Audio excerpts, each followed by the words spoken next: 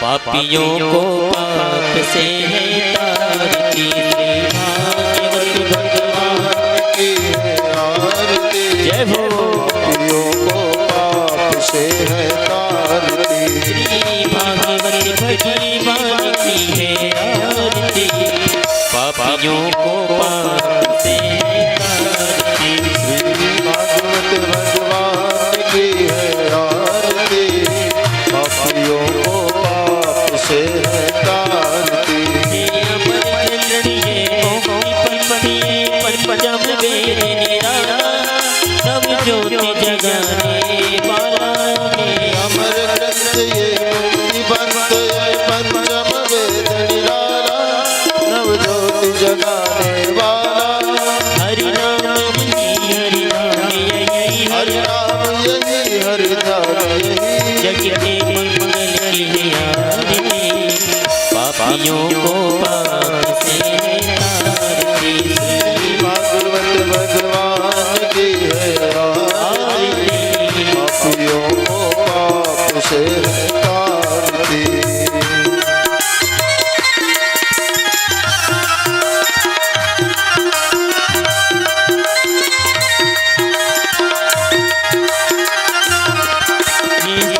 गीत पावन पुनीत पापों को मिटाने वाला, हरि दर्शन कराने वाला। गीत पावन पुनीत पापों को मिटाने वाला, हरि दर्श कराने वाला। गीत पावन पुनीत पापों को मिटाने वाला, हरि दर्शन कराने वाला।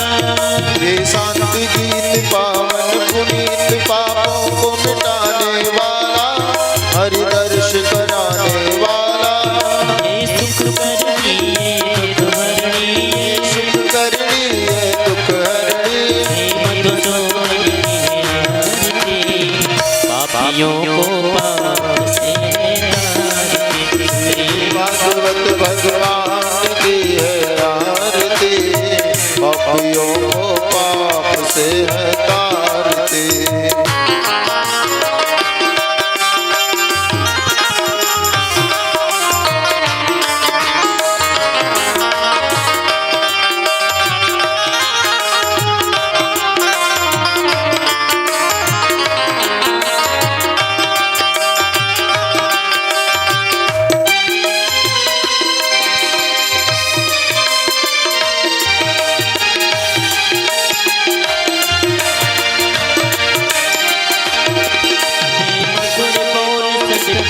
खोल सजमार्ग बताने वाला, बिगड़ी को बनाने वाला।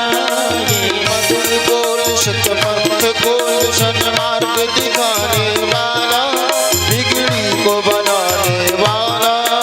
श्री राम यही घनश्याम यही, श्री राम यही घनश्याम यही, श्री राम यही घनश्याम यही, श्री राम यही घनश्याम यही। प्रभु की महिमा की है आरती, पापियों को पाप से है तारती।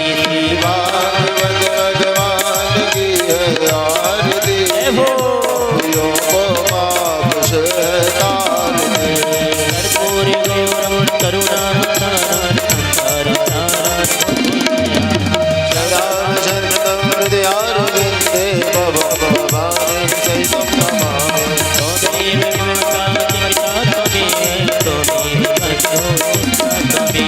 त्वमेव विद्याद्रविणं त्वमेव त्वमेव सर्वं देव देव। हरे राम राम राम हरे हरे, हरे कृष्ण कृष्ण कृष्ण हरे हरे, हरे हरे हरे हरे हरे हरे हरे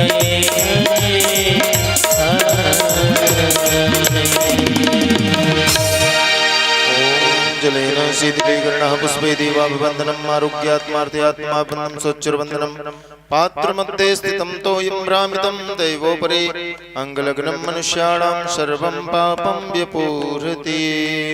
जलेन शीतलीकरणः पुष्पे देवाभिवन्दनं आरोग्यात्मार्थे आत्माभिवन्दनं स्वच्छुरवन्दनं हस्तौ प्रक्षाल्य हस्ते पुष्पाणिं गृहीत्वा मन्त्रपुष्पाञ्जलि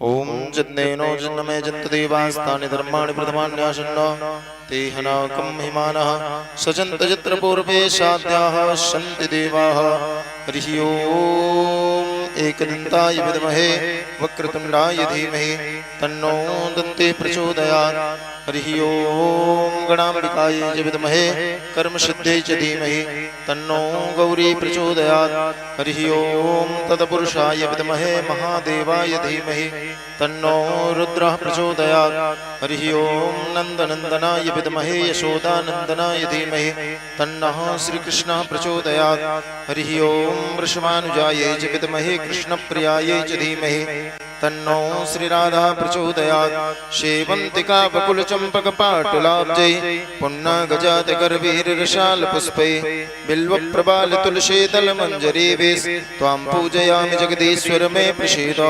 नानासुगन्धिपुष्पाणि यथा कालोद्भवानि च पुष्पाञ्जलिर्मया दत्ता गृहाण परमेश्वर संसर्वादिकं चरणेषु मन्त्रपुष्पाञ्जलिं समर्पयामि। श्रीपुराणपुरुषोत्तमाय नमः। श्रीबालकृष्णाय नमो नमः। बोले श्री बांके बिहारी लाल की जय। श्री राधा रानी सरकार की। श्रीमद् भागवत महापुराण की। श्री व्यास जी महाराज की। श्री सुखदेव भगवान की। श्री राजा परीक्षित जी महाराज की जय। जय श्री राम। जय जय श्री राधे। जय जय श्री राधे श्याम। नमः पार्वती पतये हर हर महादेव। सभी भक्त अपने स्थान पर बैठ जाएंगे। बोले श्री बांके बिहारी लाल की जय। आज पंचम दिवस की इस पावन बेला में प्रवेश करें। इससे पूर्व हम आपने मिलकर भागवत भगवान का पूजन किया और व्यास मंच पर मंचासीन वृंदावन से पधारे हुए पूज्य श्री व्यास जी महाराज, हम आप सभी भक्त मिलकर पूज्य श्री के चरणों में यही निवेदन करेंगे कि हे व्यास भगवान, आप हमें ठीक वही कथा सुनाएं जिस कथा को भगवान सुखदेव ने राजा परीक्षित को श्रवण कराया था। ठीक वही कथा आप हमें श्रवण कराएं। पूज्य श्री व्यास जी महाराज। बोले व्यास भगवान की जय।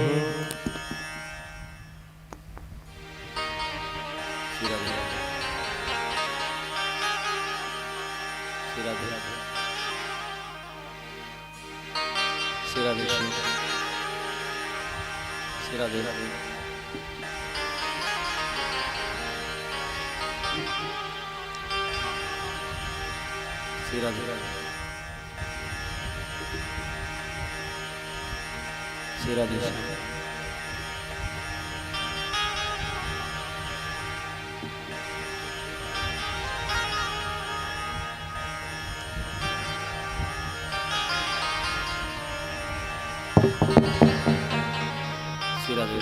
श्री राधे श्री राधे श्री राधे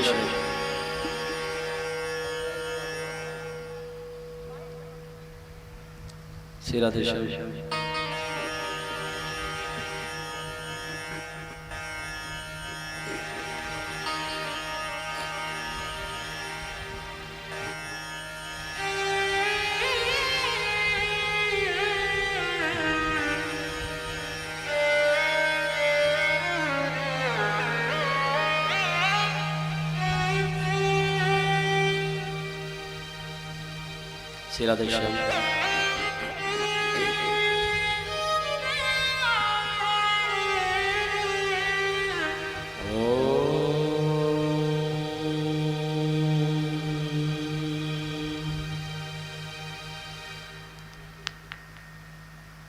स्वस्ति श्री गणेशाय नमः।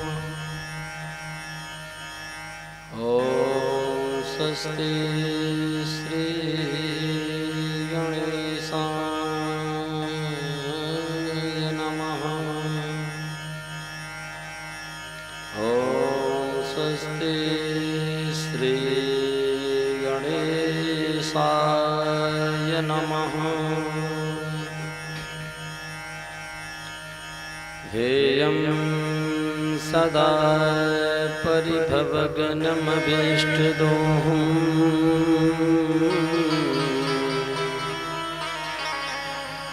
तीर्थास्पदं शिवविरञ्चिनुतं शरण्यम्। प्रत्यार्तिहं प्रणतपालभवाब्धिपोतम्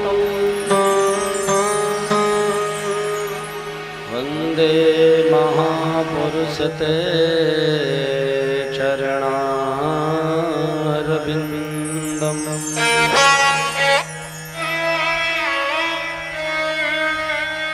वंशी विभूषितकरानवनीरदाभा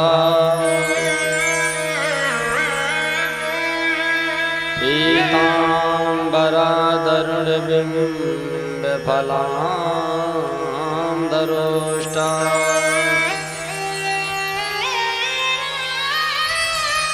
पूर्णेन्दुसुन्दरमुखादरविन्दनेत्रा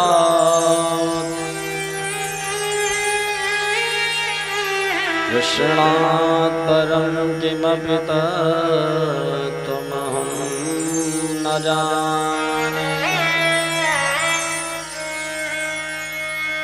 जय जय श्री राधा रमण जय जय नवल किशोर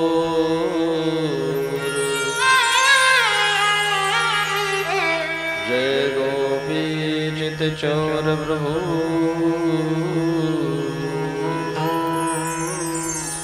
जय जय माखन चोर।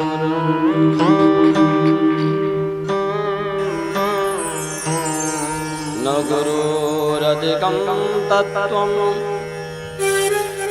न गुरुरधिकं तपः तत्त्वज्ञानात् परं नास्ति। तस्मै श्री गुरुवे नमः। अतुलितबलधाम हेमशैलावदेः धनुजवनिकृशानं ज्ञानिनामग्निगण्यं सकलगुणनिधानं वानराणामधीशं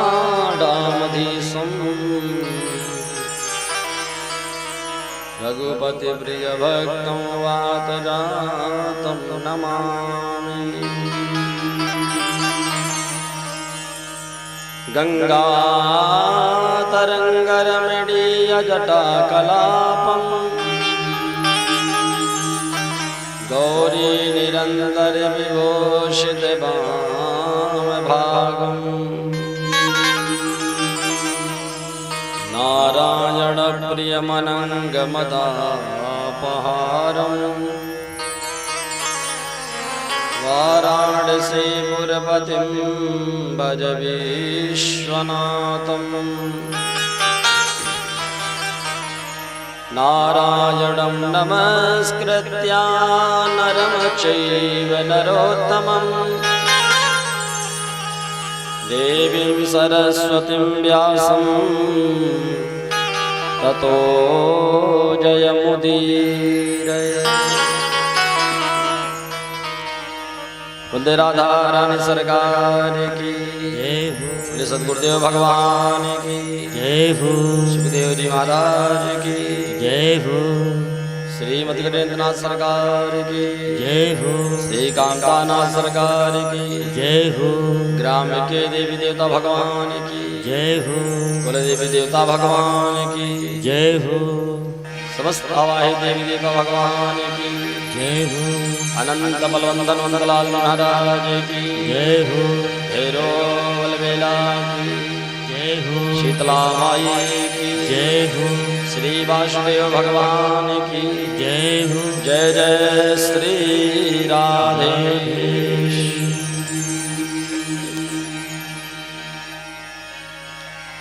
परत अखिलेश्वर अकारण करुणा वरदालय भक्तवांछा भक्त कल्पतरु तड़ित विनिंदित पीतांबरधारी श्री बालकृष्ण लाल के प्रति स्वरूपा श्रीमद् भागवत महापुराण। जब आज पंचम दिवस के सत्र पर हम सब लोग एकत्रित हुए, सर्वप्रथम बांके बिहारी प्रभु की कृपा से उनके चरणों में बारंबार प्रणाम नमन करते हुए, देवादिदेव महादेव भगवान के चरणों में बारंबार प्रणाम नमन करते हुए, समस्त देवी देवता कुल देवी देवता भगवान के चरणों में बारंबार नमन प्रणाम करते हुए कि मुझे सब अपना अपना आशीर्वाद प्रदान करें। माँ भगवती सरस्वती के चरणों में बारंबार प्रणाम कर कि मुझे अपना आशीर्वाद प्रदान करें। माता सती अनुसुईया के पद चिन्हों पर चलने वाली सभी माताओं को मेरा शत शत कोटि नमन प्रणाम एवं भगवत रसिक सभी संत वृंद सभी भक्तजन वृंद को मेरा शत शत कोटि नमन। आइए सर्वप्रथम मन और वाणी को पवित्र करने के लिए भगवत नाम संकीर्तन, इसके बाद जैसे ठाकुर जी मां सरस्वती की कृपा होगी आज हम सभी पंचम दिवस की कथा श्रवण करेंगे। बोले राधा रानी सरकार की जय हो गुरुदेव भगवान की जय हो। आइए सभी लोग भावपूर्ण श्री राधा राम जी के नाम का स्मरण करते हुए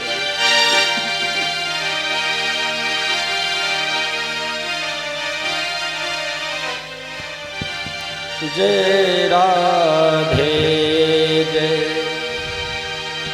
राधे राधे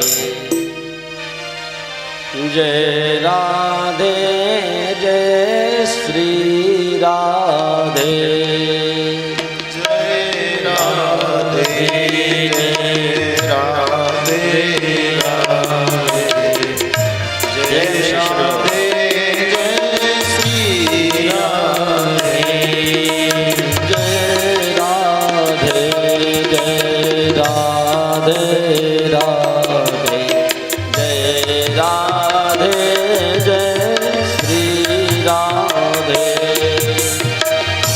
जय राधे जय राधे राधे जय राधे जय श्री राधे जय कृष्णा कृष्णा कृष्णा जय कृष्णा जय श्री कृष्णा जय कृष्णा जय हो कृष्णा कृष्णा जय कृष्णा जय सभी लोग कृष्णा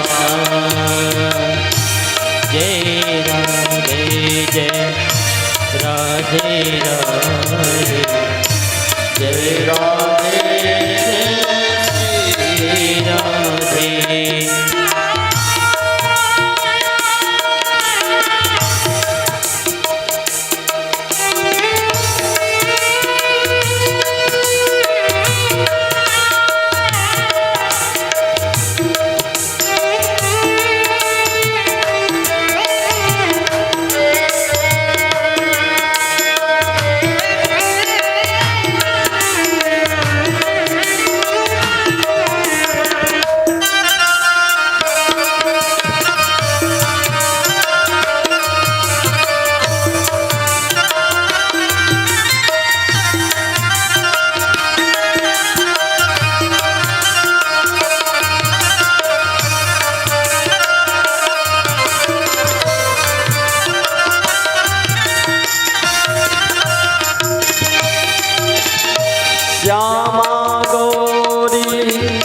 नित्य किशोरी प्रीतम जोरी श्री राधे श्याम गौरी नित्य किशोरी प्रीतम जोरी श्री राधे रस के रसीलो छैल छरीलो गुण गर्वेलो श्री कृष्णा श्री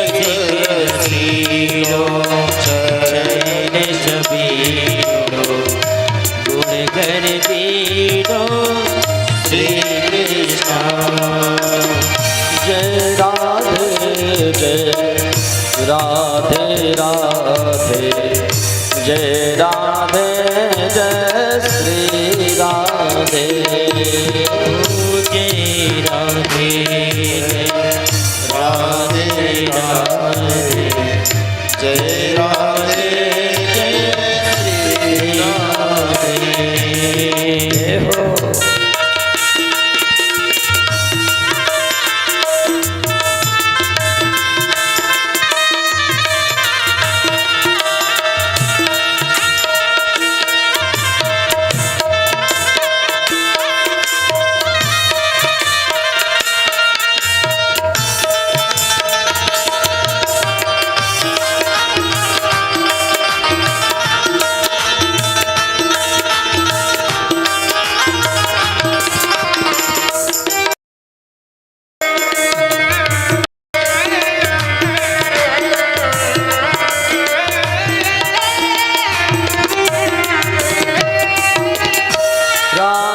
बिहारी रस विस्तारी प्रिय उधारिणी श्री राधे रस बिहारी रस विस्तारी प्रिय उधारिणी श्री राधे नव नव रंगे नवल त्रिभंगे श्याम सुवंगे श्री कृष्ण जय राधे जय राधे राधे जय राधे जय श्री राधे जय कृष्ण जय कृष्ण कृष्ण जय कृष्ण जय श्री कृष्ण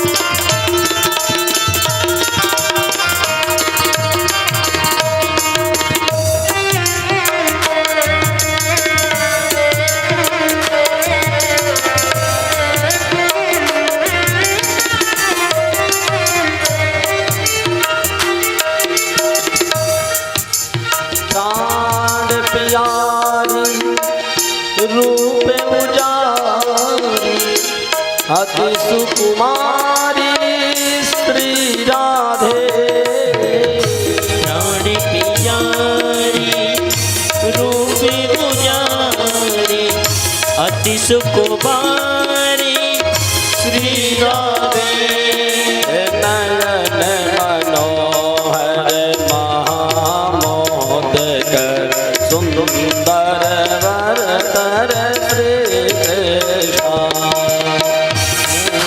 मनोहर महामोदकर सुंदर वर कर श्री कृष्ण राधे राधे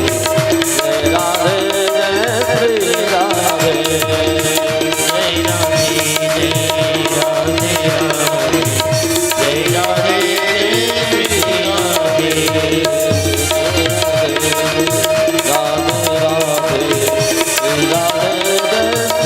राधे जय श्री राधे जय कृष्ण जय श्री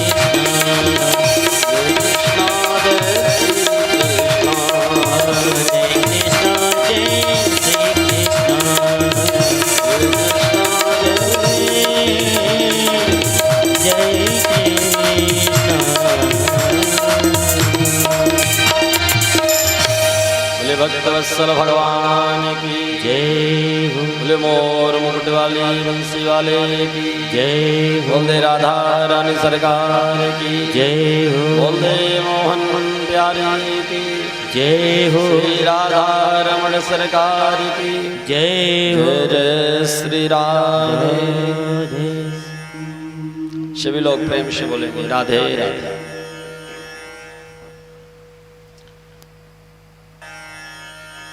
भगवान के नाम स्मरण करने से ही जीव का कल्याण होता है। जैसे प्रथम दिन में हमने सुना कि भगवान का स्वरूप कैसा है। भगवान के स्वरूप का सर्वप्रथम चिंतन करना। जब हमें ज्ञात हो जाएगा कि भगवान का स्वरूप कैसा है, तो भगवान के चरणों में हमारी मति रति और गति हो जाएगी। भगवान का स्वरूप है सत्य स्वरूप है, जो आनंद स्वरूप है कि सच्चिदानंद रूपा विश्वोत्पत्त्यादि हेतवे तापत्रय विनाशाय श्री कृष्णाय वयं नमः। भगवान के स्वरूप का ध्यान करना चाहिए। नख से लेकर के भगवान के पूरे विग्रह का दर्शन करें। जो सत्य स्वरूप हैं, जो भक्तों के हितकारी हैं। भगवान की परम मंगलमयी कथा कल हम सब लोगों ने बड़े धूमधाम से भगवान का जन्मोत्सव मनाया। पहले श्री राघवेंद्र सरकार का, वामन भगवान का, श्री कृष्णचंद्र भगवान का हम लोगों ने बड़े धूमधाम से कल नंद उत्सव मनाया। सुखदेव जी महाराज राजा परीक्षित को कहते हैं, राजन भगवान के उत्सव में जब भगवान का जन्म हुआ तो सारे जितने भी देवता हैं सब अपने अपने रूप को धारण करते हुए ब्रजमंडल में जन्म लिया। भगवान के आने से पहले बलराम जी आ गए और जितने और देवी देवता जिनकी श्रद्धा थी वो सब भगवान के दर्शन के लिए सब पधारे। महाराज चौथापन आ गया, आनंद जी के कोई संतान नहीं। बड़ी चिंता हुई कि क्या करें, लगता है कि हमारे वंश नहीं चलेगा। पर भगवान की कृपा आज जो है, जो प्रतिदिन यशोदा जी का नियम था सुबह भोर में जग जाना, भोर में जगने के बाद अपने कार्य में लग जाना। पर आज जब यशोदा रानी नहीं जगी, जो उनकी ननंद सुनंदा जी हैं, नंदा और सुनंदा, आज उनको ज्ञात हुआ कि क्या बात है आज भाभी नहीं जगी। पहले तो कभी इतना विलंब नहीं होता था। सुनंदा जी गई और सुनंदा जी ने देखा कि भाभी के कक्ष में गई। भाभी के कक्ष में जब देखती हैं तो यशोदा रानी तो बड़ी आनंद से सो रही है, पर उनकी जब बगल में देखा तो एक नन्हा सा प्यारा सा एक बालक सो रहा है। सुनंदा गई दौड़कर, उन्होंने सोचा कि पहले देखूं तो सही कि लाली है कि लाला। भाई अगर लाली होगी तो भाभी के गले का नौलखा हार नहीं मिलेगा, अगर लाला होगा तो भाभी के गले में जो नौलखा हार है वो मिल जाएगा। भाई लाली होने से तो और प्रसन्नता होती है, क्यों लाली भी जब आती है तभी तो आगे किसी का वंश चलाती है। पर कहते हैं कि जो नवलखा हार मिलने वाला है वो तो केवल लाला होने पर ही मिलेगा। सुनंदा गई और जैसे ही धीरे से चादर उन्होंने झीनी सी चदरिया हटाई, महाराज आधी चादर तो हटा दी, आधी चादर फिर बंद कर दी। बोले कहीं ऐसा ना हो जाए कि लाला की जगह में लाली हो। हे भगवान, हे ठाकुर जी, आप कृपा करें, लाला ही हमारे भाभी को। हिम्मत करके जैसे तैसे जो है सुनंदा बुआ ने चादर को जैसे हटाया, देख में सुंदर से लड़ुआ से लाला दिखाई दियो। बोले नंद के लाला की। जैसे उन्होंने एक लाला को देखो तो उनको मन आनंदित हो गए हो। अब तो दौड़े दौड़े जल्दी से चादर ऊपर डाली और महाराज पहुंचे कहाँ, जहां पर नंद बाबा का भजन चल रहा है। कौन सा भजन? अभी तो भयो ना है, आगो तो जानो ना है, अभी तो भयो ना है, आगो तो मालूम ना है। मतलब भजन चल रहा है कि अभी तक तो कुछ हुआ नहीं और आगे मालूम नहीं होगा कि क्या होगा। इधर सारे ब्रजवासी यमुना के किनारे चकाचक भांग घोटते हैं, भगवान का भोग लगाते हैं और भगवान से प्रार्थना करते हैं, हे ठाकुर जी, हे भोले बाबा, हमारे नंद महाराज के यहाँ एक सुंदर सो छोरा को जन्म हो जाए। आज जैसे सुनंदा बुआ गई और दौड़ती दौड़ती गई और बाबा जहाँ बैठे भजन कर रहे हैं वहां कहती, बाबा बधाई है। नंद बाबा ने कहा, बहन कौन सी चीज की बधाई, क्या बात है, बता तो सही, नेक्स्ट 100 सांस तो ले ले। सुनंदा कहती, भैया ये बताओ मुझे मिलेगा क्या, अगर मैं खबर दूं अच्छी। नंद बाबा कहते, बहन जो तू मांगेगी सो मैं तुम्हें दूंगा।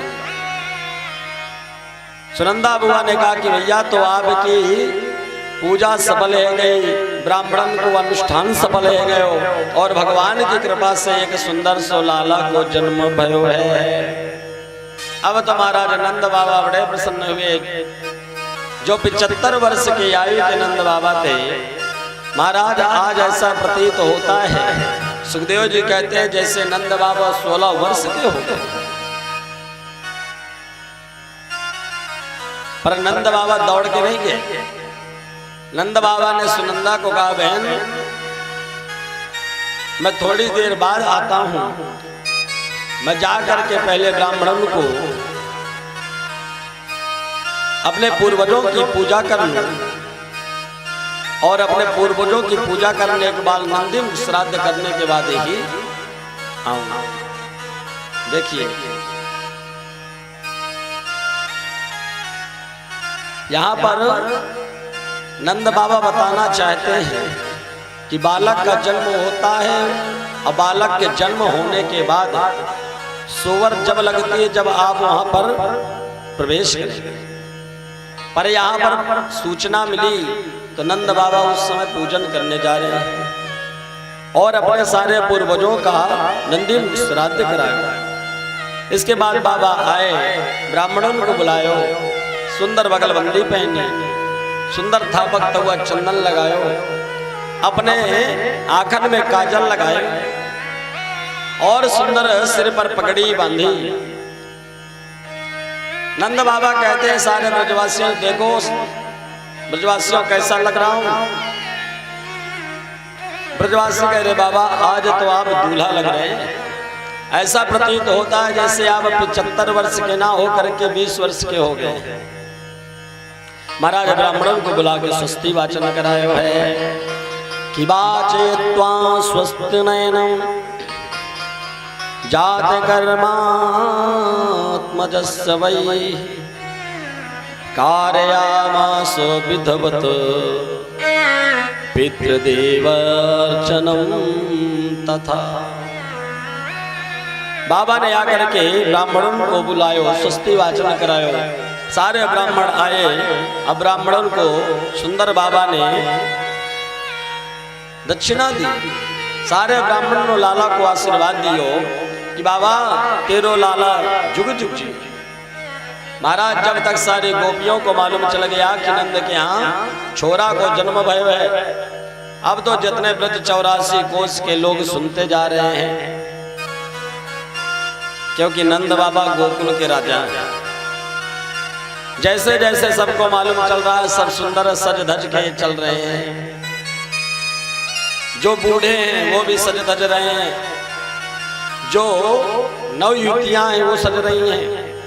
सुखदेव जी महाराज कहते हैं, राजन भगवान के जन्म उत्सव में एक 95 वर्ष की मैया, एक 95 वर्ष की मैया भी आज अपने 80 वर्ष पहले जो शादी का जोड़ा था, महाराज उस शादी के जोड़े को आज वो मैया पहन गई। अब समझो 80 वर्ष पहले मैया कैसी हट्टी तगड़ी रही हो, अब आज मैया 95 वर्ष की हो गई, शादी को जोड़ा पहनो तो कैसो, क्योंकि मैया तो शरीर से कमर से टेढ़ी हो गई। मैया को आंख से दिखाई ना दे रहा हो।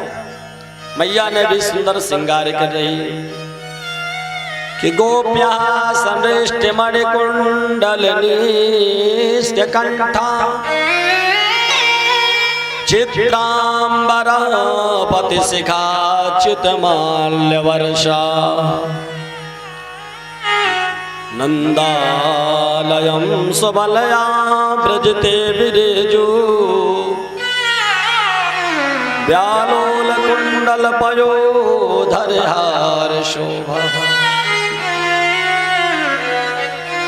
महाराज जितने ब्रज की गोपियां हैं सब सज धज के चलने लगे, जितने ग्वाल वाले हैं सब सज धज रहे हैं। मैया ने भी श्रृंगार, जो 95 वर्ष की मैया है, आंखन से दिखाई कम दे रहे हो। मैया को मालूम ना चलो, मैया ने ओठन की चीज आंखन में लगा ली और आंखन की चीज मैया ने ओठन में लगा ली। और मैया ने अपने शादी को जोड़ा सुंदर लहंगा चुनरी पहन करके मैया आज जब नंद भवन की ओर जा रही है, जहां पर सारे ब्रजवासी आनंद ले रहे हैं।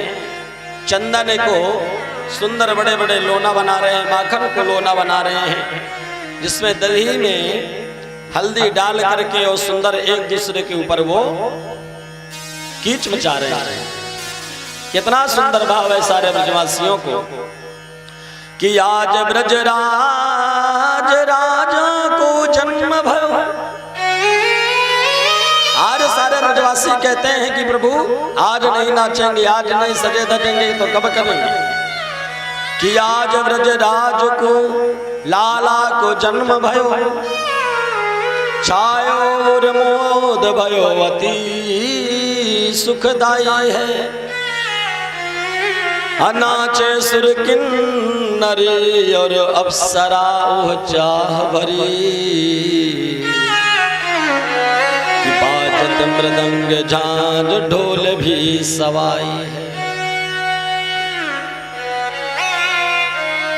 आज महाराज सारे ब्रजवासी जा रहे हैं और नंद बाबा उसी प्रकार से सबको दान कर रहे हैं। नंद बाबा ने थोड़ा बहुत दान नहीं किया, नंद बाबा सारे ब्राह्मणों को बुलायो, जो भी याचक आते हैं सबको दान दे रहे हैं कि बाल कृष्ण लाल को दर्शन को पाए गाय, गीत सुभदाई दिव्य अमित लुटाई है। देखो सखी अली नैन कीजिए निहाल सखी, क्योंकि नंद जो के द्वार आज बजत बधाई है। आज जो भी आ रहा है नंद बाबा को बधाई दे रहा कि बाबा बहुत बधाई है, आपके चौथेपन को आज सुंदर एक लाला को जन्म भयो। महाराज नंद बाबा कहते हैं ये सब अवलोकन को आशीर्वाद को प्रताप है, जो चौथेपन में मेरे यहाँ एक लाला को जन्म भयो। महाराज बरसाना में मालूम चल गया वृषभानु जी को, भगवान का भी जन्म ये हुआ है कि देखो भगवान की सगाई होने आ गया। आज बरसाने से वृषभानु जी लाला के ताई टीका लेकर आ रहे हैं कि नंद महर घर छोटा जायो और बरसाने से टीको आयो, कि बरसाने से टीको आयो नंद महर घर छोटा डायो। महाराज आज सगाई के लिए वृषभानु जी आए, क्योंकि वृषभानु जी नंद जी के मित्र हैं। उन्होंने कहा था कि देखो भैया, अगर हमारे यहाँ लाला होगा और तुम्हारे यहाँ छोरी होगी तो महाराज एक दूसरे के यहाँ विवाह करेंगे। सारे ब्रजवासी एक दूसरे के ऊपर कीच मचा रहे हैं, माखन डाल रहे हैं। तब तक 95 वर्ष की जो मैया सज धज के गई, सब एक दूसरे के ऊपर माखन का लोना मार रहे हैं। 95 वर्ष की मैया उसी भीड़ में पहुंच गई और मैया ने जोर से आवाज लगाई, अरे लाला, अरे छोरा कहा भयो, काहे को शोर मचा रहे हो। तब तक एक छोरा ने एक माखन को लोना लियो और माखन को लोना लेकर जोर से फेंक, जैसे वाने फेंको वाले हो मैया के मुख में आयो और सीधे गटक के पेट में चले गए। मैया जल्दी जल्दी माखन को चाटो। मैया ने पूछी, भैया क्या बात है। तब तक एक छोरा ने बोले, मैया अभी पतो ना चलो, नंद के घर लाला को जन्म दिया।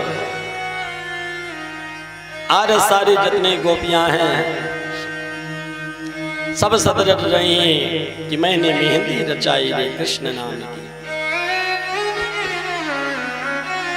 सब सद रट के जा रहे हैं और आज सारे जितनी गोपियां हैं ब्रज 84 कोस में जितनी गोपियां हैं सब सज धज के जा रही हैं कि मैंने मेहंदी रचाई रे कृष्ण नाम की। हो मैंने मेहंदी रचाई रे कृष्ण नाम की। मैंने मेहंदी रचाई रे कृष्ण नाम की। मैंने मेहंदी रचाई रे कृष्ण नाम की। मैंने मेहंदी रचाई रे कृष्ण नाम की। मेरे मन में है श्याम, मेरे तन में है श्याम। मेरे मन में है श्याम, मेरे तन में है श्याम। मेरे मन में है श्याम, मेरे तन में है श्याम। मेरे मन में है श्याम, मेरे तन में है श्याम। मैंने बिंदिया सजाई रे कृष्ण नाम की। मैंने बिंदिया सजाई रे कृष्ण नाम की। मैंने मेहंदी रचाई रे कृष्ण नाम की। मैंने मेहंदी रचाई रे कृष्ण नाम की।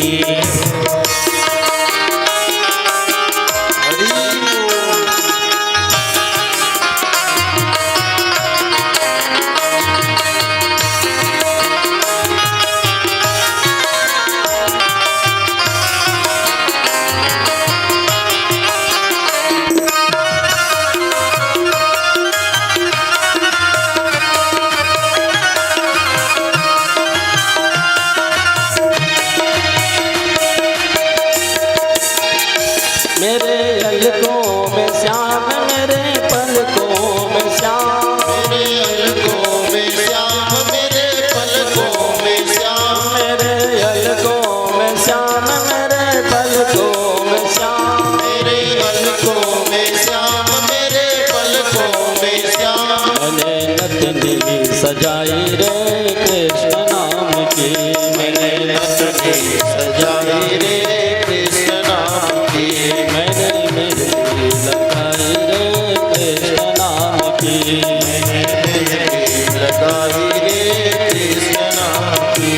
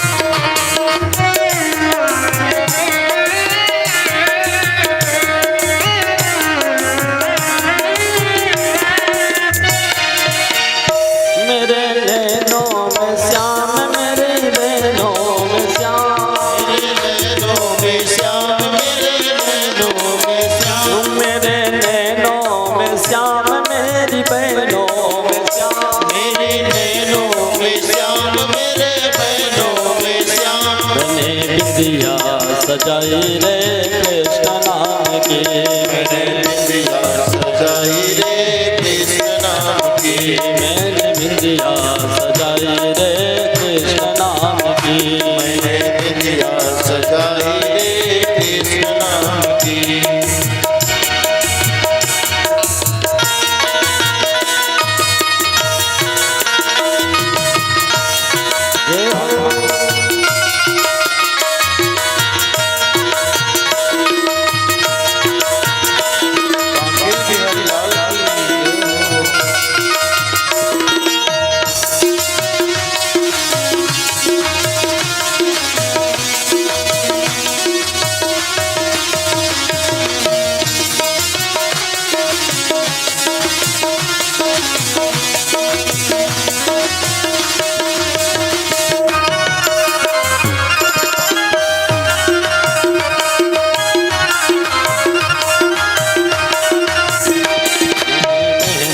सजाई रे कृष्ण नाम की, मैंने मेहंदी सजाई रे कृष्ण नाम की, मैंने मेहंदी सजाई रे कृष्ण नाम की, मैंने मेहंदी सजाई रे कृष्ण नाम की, सजाई रे कृष्ण नाम की, मेहंदी सजाई रे कृष्ण नाम की।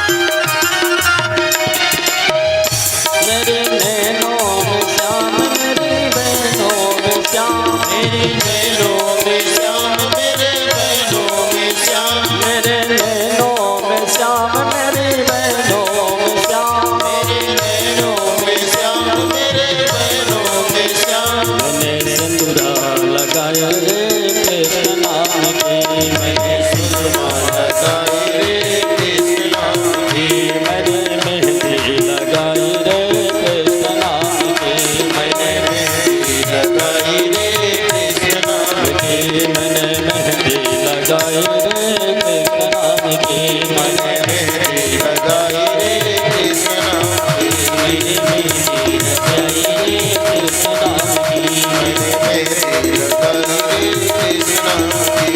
हो कृष्ण नाम की, हो कृष्ण नाम की, हो कृष्ण नाम की।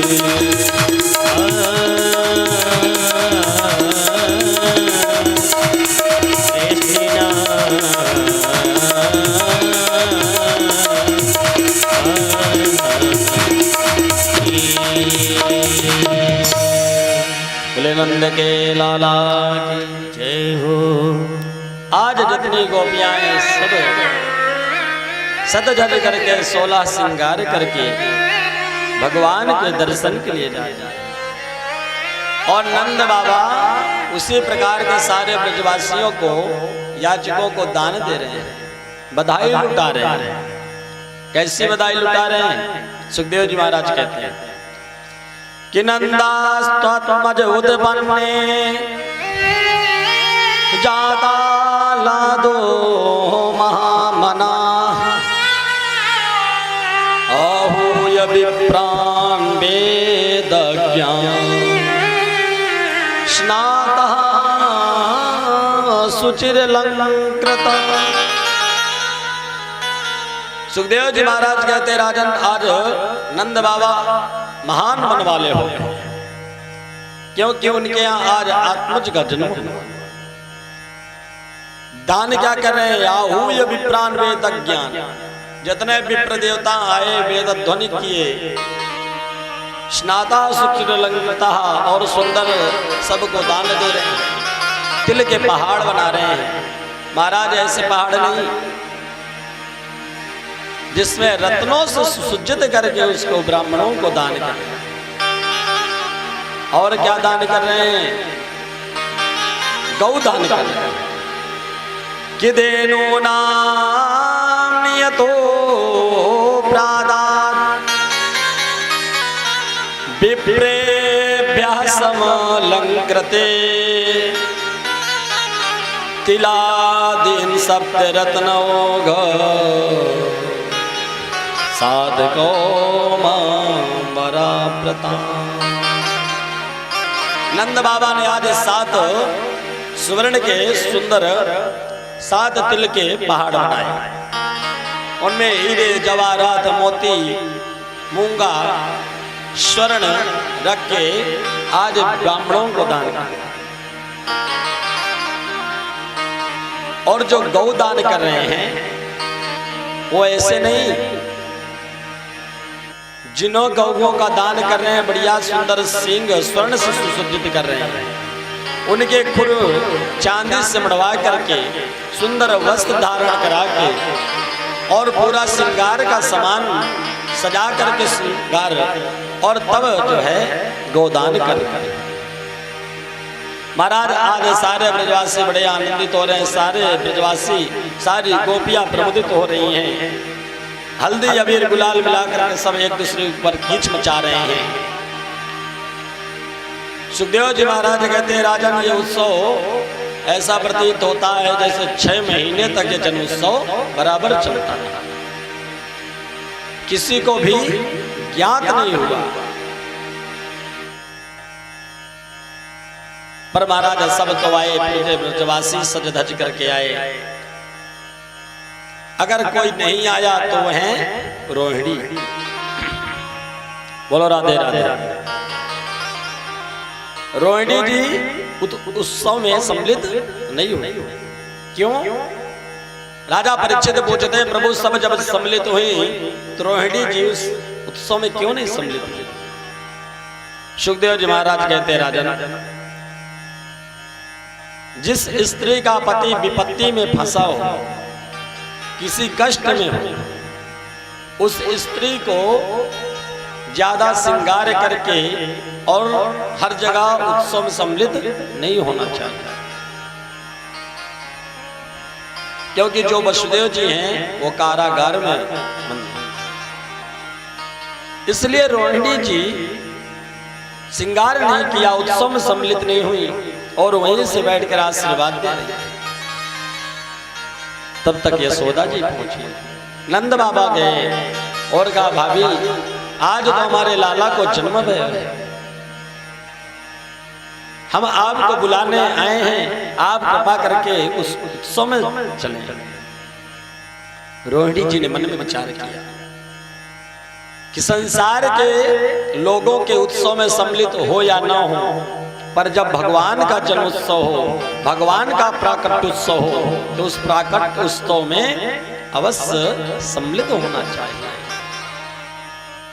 आज रोहिणी जी सुंदर श्रृंगार के करके और जो है बलराम जी को संग में लिया और नंद भवन की ओर चले दिए। कि रोहिणी चा महाभागा नंद गोपाभिनंदिता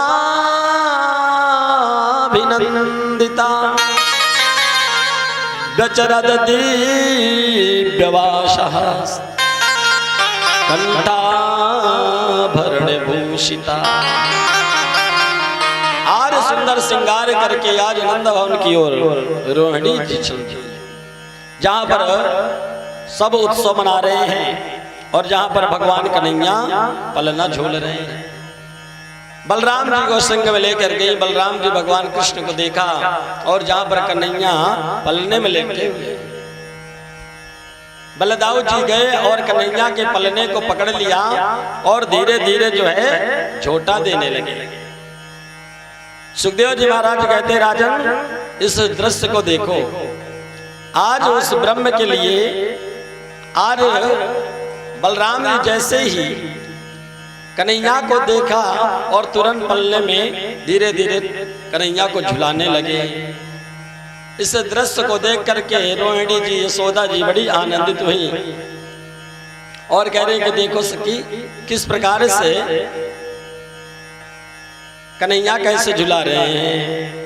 कन्हैया झूले पलना न कि होले छोटा दीजिए। आज भगवान कन्हैया पलना झूल रहे हैं कि कन्हैया झूले कन्हैया झूले पलना न के होले छोटा दीजो।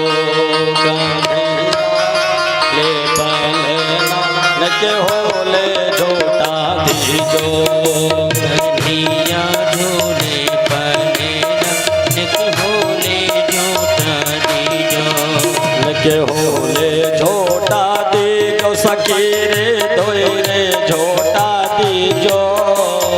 होले छोटा दीजो सखी रे न के धीरे छोटा दीजो। मेरो कान्हा मेरो लाला जय हो। मेरो कान्हा झूले पलना न के होले छोटा दीजो। कन्हैया झूले पलना न के होले छोटा दीजो। प्रेम से जय हो। ताली बजाते हुए भजन भजन ठाकुर जी।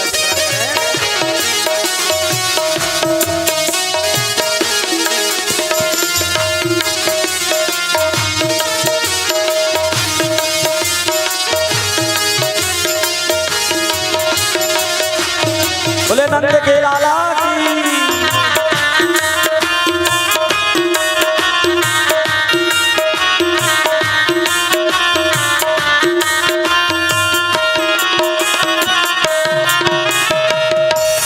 और धीरे धीरे सुधारे काहे कोयक बनर पालनो। काहे कोयक बनोरी पालनो। काहे कोयक बनर पालनो।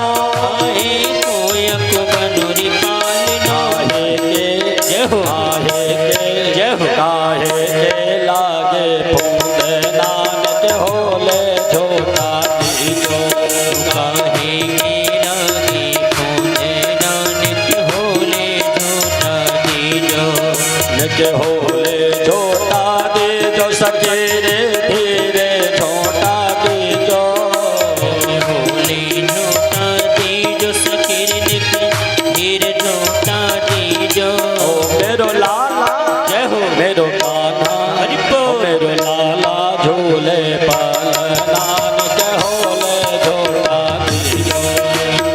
कन्हैया झूले पलना न होले छोटा दीजो। प्रेम से जय हो।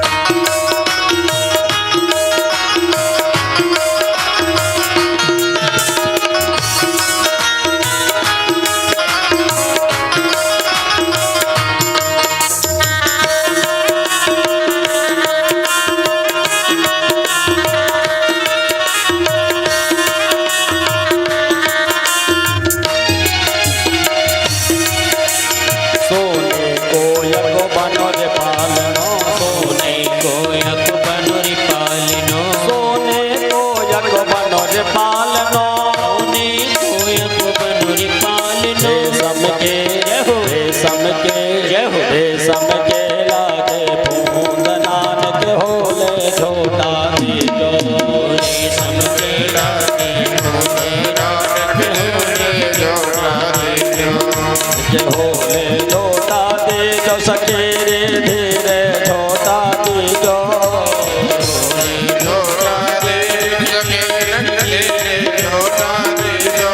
मेरो लाला जय हो। मेरो कान्हा जय हो। मेरो लाला झूले पलना नक होले छोटा दीजो।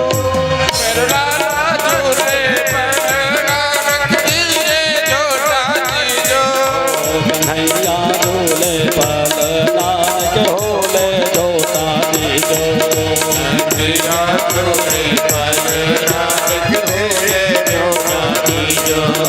के होले छोटा दीजो। के धीरे न्योता दे दो।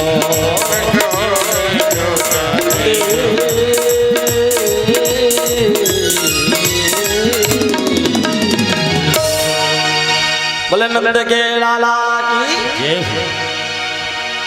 आज बलदाऊ भैया कन्हैया को पलना पकड़ लियो और धीरे धीरे झुला रहे हैं। इस दृश्य को देख करके सब बड़े आनंदित हो रहे हैं।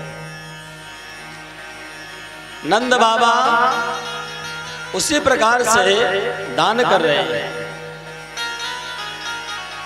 महाराज 6 महीने व्यतीत हो गए, उत्सव मनाते हैं। उसी समय कुबेर आकाश मंडल से आ रहे हैं। उन्होंने देखा कि इस उत्सव में तो कितना धन लुटाया जा रहा है, कहीं ऐसा तो नहीं कि मेरी तिजोरी खुल गई हो और ये सब मेरी तिजोरी खुली पा करके सब वहां से लूट के ला रहे हैं। कि नंद कछो इतना जो दियो, घन श्याम की बोई रहूं की मति बोरी, देखत मोहि लुटाई दियो, न बची बचिया छछिया ना पिछोरी। आज नंद बाबा लुटा रहे हैं। कुबेर की भी बुद्धि चकरा गई। कुबेर ने सोचा इतना धन तो मेरे यहाँ कोषागार में भी नहीं। सुखदेव जी महाराज कहते राजन, आज जब स्वयं मायापति का जन्म हुआ तो आज पूरे ब्रजमंडल में लक्ष्मी बिखर गई। श्रेयत इंदिरा शाश्वता। आज लक्ष्मी पूरे ब्रजमंडल में बिखर रही है, लौट रही है। जहां देखो वहीं धन पड़ा हुआ है। महाराज आज जब सब उत्सव करते करते काफी समय बीत गया तो नंद बाबा को याद आया। नंद बाबा यशोदा रानी से कहते हैं, देवी हर वर्ष जो हम महाराज कंस को कर देने जाते हैं, काफी विलंब हो गए उत्सव के कारण। आप लोग सब उत्सव मनाएं, मैं मथुरा जा करके महाराज कंस को कर देकर आता। क्योंकि जो मथुरा देश से हैं कंस महाराज वो बड़ा राजा है। जो बड़े राजा होते हैं महाराज तो छोटे छोटे राजा उनको कर देने जाते हैं। कंस के बाद जाकर नंद जी ने कर दिया। कंस जी ने कहा क्या बात है। कंस की बात सुन करके नंद बाबा कहते हैं, भगवान की कृपा से हमारे यहाँ एक लाला को जन्म हुआ।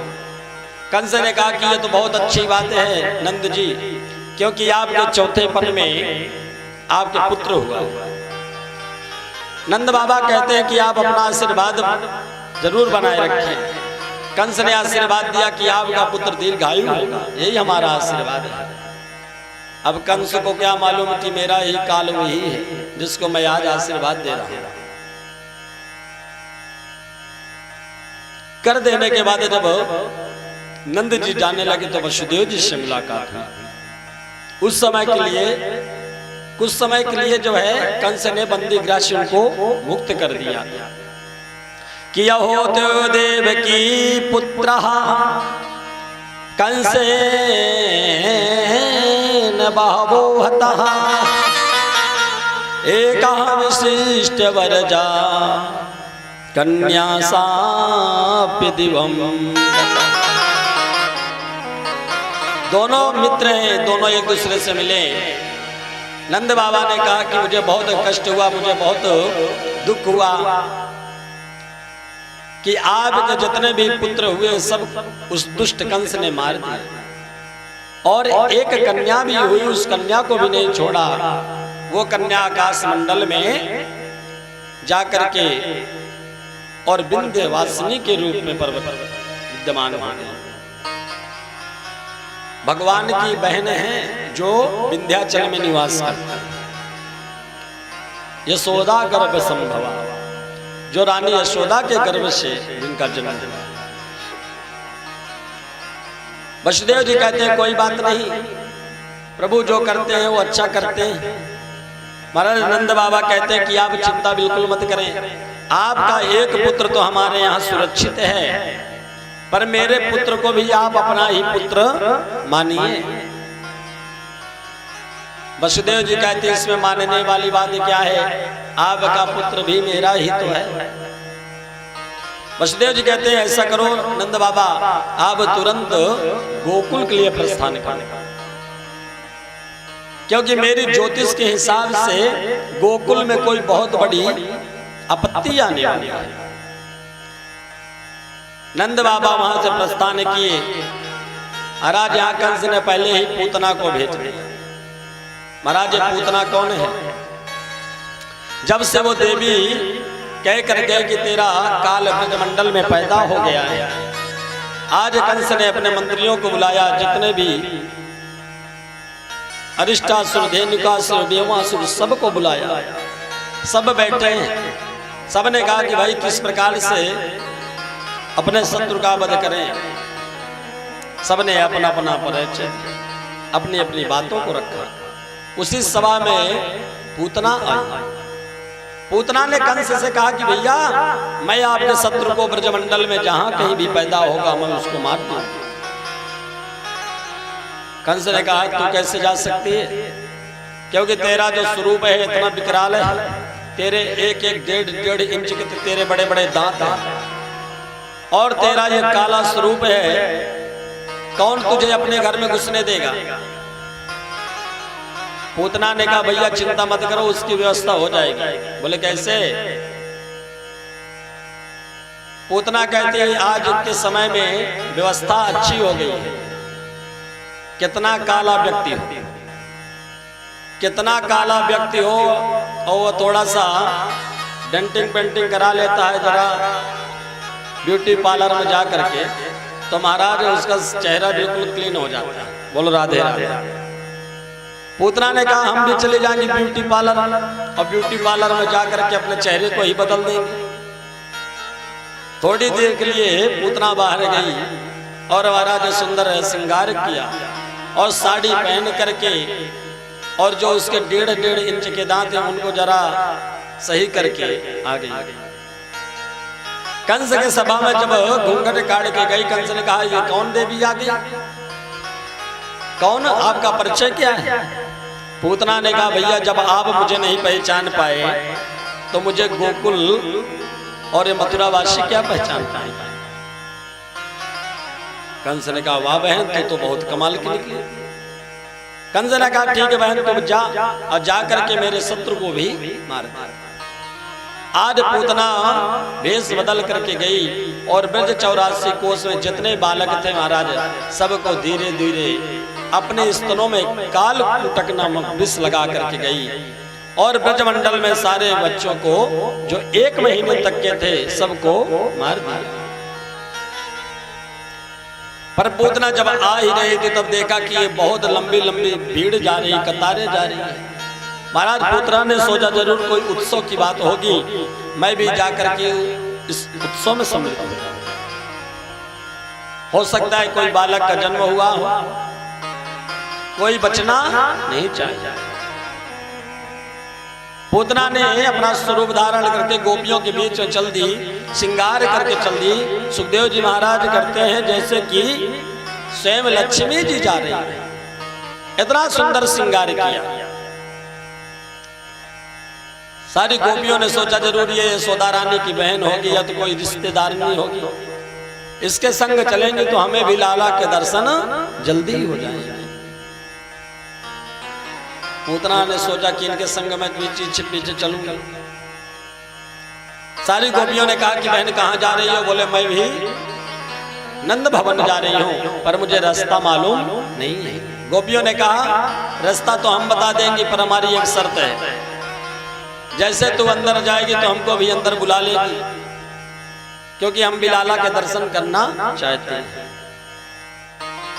महाराज जब वहां पूतना गई और पूतना मैया यशोदा को बधाई दी, अरे मैया बधाई हो, चौथे पन में आपको लाला को जन्म भयो है, बहुत बहुत बधाई हो आपको। मैया यशोदा ने सोची कोई ब्राह्मणी होगी, आशीर्वाद देवे ताई आई है। मैया यशोदा ने कि ठीक है बहन, ये सब आप ब्राह्मणी को आशीर्वाद है।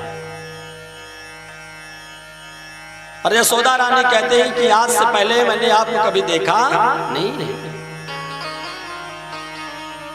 पूतना कहती है आज से पहले मुझे क्यों नहीं देखा, इसका कारण है क्योंकि बचपन में तो मेरी शादी हो गई और जब से शादी हो गई तब से मैं कभी आई ही नहीं, मेरे घर वाले भेजते ही नहीं।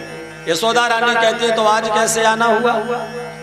बोले मैंने तेरे घर में सुनी बधाई, मैंने अपने पति से अर्जी लगाई पर उन्होंने मेरी कर दी पिटाई, इस कारण से मैं तेरे पास चली आई। यशोदा रानी कहा ठीक है, वो तो भोली भाली है। मैया यशोदा को क्या मालूम कि ये राक्षसी आई है बनकर भेष बदल के। मैया यशोदा ने कि ठीक है बहन, ऐसा कर मैं अतिथि सत्कार करती हूँ जब तक तू मेरे लाला को ध्यान रखियो।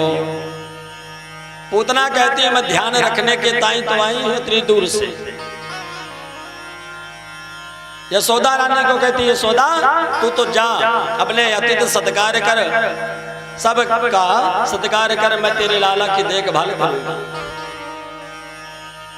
जहां पर कन्हैया पलने में लेटे हुए हैं पूतना वहां पहुंच गई।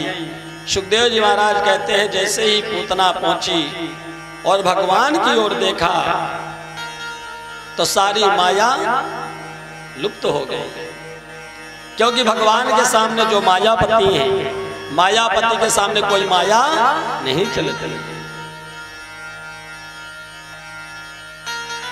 ये कौन है पूतना?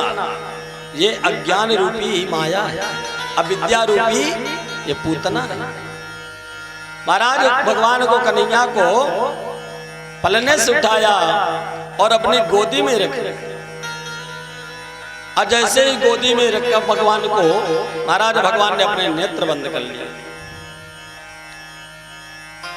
राजा परीक्षित कहते हैं प्रभु भगवान ने अपने नेत्र क्यों बंद कर लिए?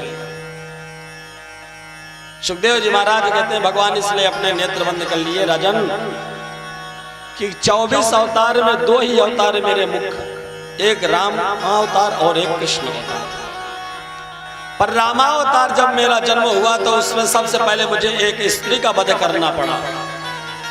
अब जब कृष्ण अवतार लिया तो सबसे पहले पूतना मौसी मारने चली आई, इसलिए भगवान ने नेत्र बंद कर लिया। एक संत तो बहुत सुंदर भाव बताते हैं कि भगवान ने नेत्र इसलिए बंद कर लिए क्योंकि भगवान के आंखों में सूर्य और चंद्रमा का वास है। तो सूर्य चंद्रमा ने अपने अपने नेत्र इसलिए बंद कर लिए कि इस पापनी का मुख देखना भी बेकार है। जिसने अबोध बालकों को जहर पान करा के मार दिया हो, ऐसी पापनी का मुख देखना भी पाप है। एक संत ने कहा भगवान ने इसलिए नेत्र बंद किए कि हम तो आए हैं माखन मिश्री खाने ब्रजमंडल में, पर यहाँ पूतना मौसी तो पहले ही जहर पान कराने आ गया। तो भगवान ने नेत्र बंद करके भगवान भोलेनाथ का ध्यान किया कि हे बाबा आप तो पुराने विष के पीने वाले हैं, मैं तो यहाँ माखन मिश्री खाने आया हूँ, मुझे विष का अभ्यास तो है नहीं, विष का अभ्यास तो आपको है। कृपा करके आप पूतना मौसी के विष का पान कर जाएं और जो दुग्ध है उसको मैं पान कर जाऊं। चौथे संत ने बहुत सुंदर भाव बताया कि भगवान ने नेत्र इसलिए बंद किए क्योंकि भगवान मन में विचार कर रहे हैं नेत्र बंद करके कि जो सदगति, जो गति माता यशोदा को मिलनी चाहिए, आज ये पूतना तो काम माँ का करने आई है, अपना स्तन पान कराने आई है, मैं इसको कौन सी गति प्रदान करूं। इसलिए भगवान ने अपने नेत्र बंद करके और सोच रहे हैं।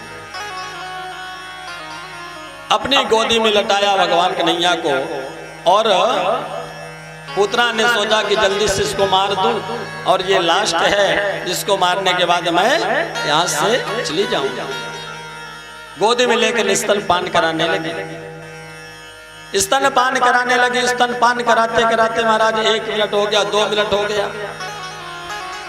पूतना ने सोचा जरूर ये मर गया हो।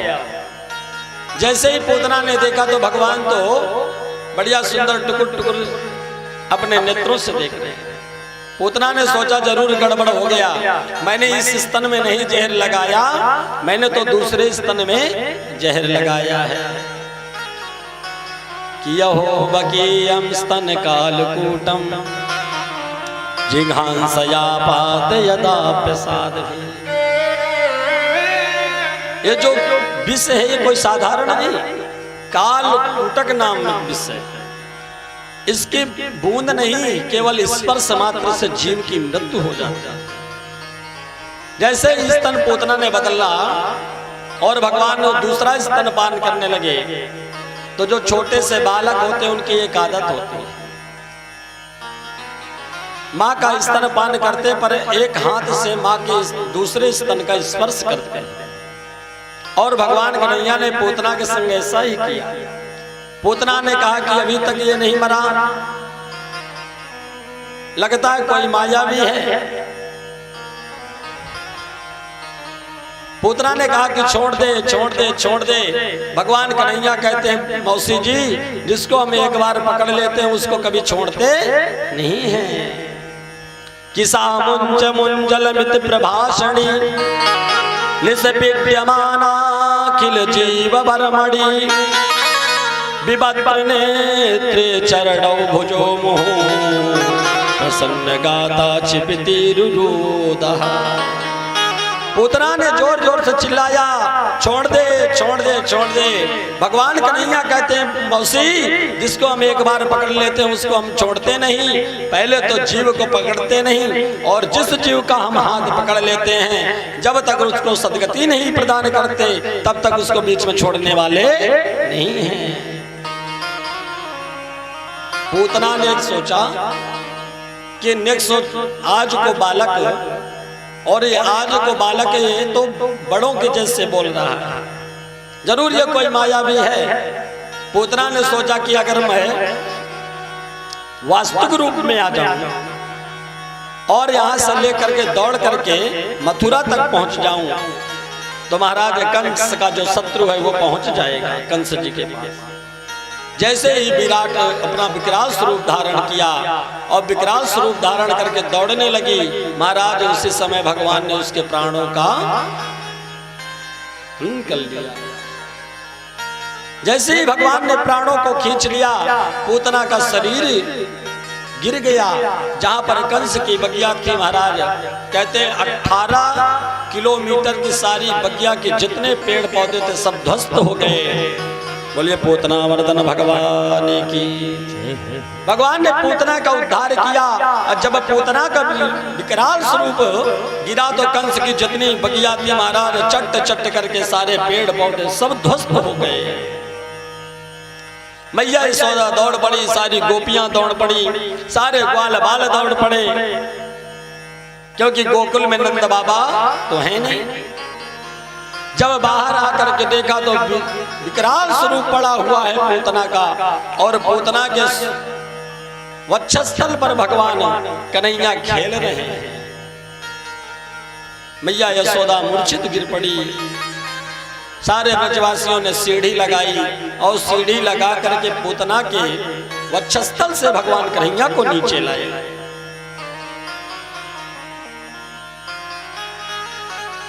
ये पूतना कौन है? महाराज सुखदेव जी महाराज कहते हैं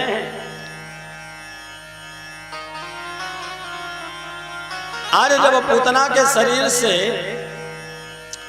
ऊपर से वक्षस्थल से कन्हैया को लाया गया तो जो माताएं हैं, माताओं ने कहा कि देवी यशोदा, चौथे वन में तो तेरे एक लाला है, अन्य सो एक लाला भी की रक्षा ना कर सके। यशोदा रानी कहती का करूं बहन, मोह तो मालूम ना ये कोई राक्षसी, मोह तो मालूम कोई ब्राह्मणी बन के आई, और ब्राह्मणी होगी या लिया मैंने लाला को या की गोद में दे दियो। गोपियां कहती हैं मैया तू बड़ी भोली है। तो ये भी पता ना चलो कि कौन राक्षसी है कौन ब्राह्मणी है। आज सारी माताओं ने क्या किया, कन्हैया को लेकर के और गौशाला में गौशाला जा करके आज भगवान के नाम से और गौ माता के पहले मूत्र से स्नान कराया, फिर गोरज लगाया। अब गोरज लगाने के बाद भगवान की शरीर की शुद्धिकरण करने और गौ माँ की पूंछ पकड़ के भगवान को झारा दे रही है। देखिए ये इसको कहते हैं वात्सल्य पुराण। माताओं की जो ममता होती है ना वो सबसे अलग होती है। आज भगवान को स्वयं किसी झाड़ फूंक वाले के पास नहीं ले गए, भगवान को गौ की पूंछ से भगवान को झारा दे रही हैं गोपियां कि इंद्रियाणी रसिकेश प्राणानारायणो वतु श्वेत दीपे पतिश्चित्तम मनोयोगेश्वरोवतु। गोपियां झारा दे रही, कहते हैं कि मेरे लाला की इंद्रियों की रक्षा ऋषिकेश भगवान करें, प्राणन नारायणोवती और मेरे लाला की रक्षा प्राणों की नारायण भगवान करें, दीप के पति लाला के चित्त की रक्षा करें और जो योगेश्वर भगवान हैं वो भगवान के मन की रक्षा करें। भगवान मुस्कुरा रहे हैं, बोलो राधे राधे। भगवान मुस्कुरा रहे हैं कि देखो इन गोपियों को कि मेरे नाम की ही और मेरे नाम को ही मेरे नाम से झारा दे रही है। भगवान स्वयं नहीं जानते कि मेरे नाम में कितनी शक्ति है। बाबा तुलसीदास जी तो बहुत सुंदर वर्णन करते हैं कि कहाँ कहाँ लगी नाम बड़ाई, कि कहाँ कहाँ लगी नाम बड़ाई, राम न सके नाम गुण गाई, राम न सके नाम गुण गाई। कहाँ कहाँ लगी नाम बड़ाई, कहाँ कहाँ लगी नाम बड़ाई, राम न सके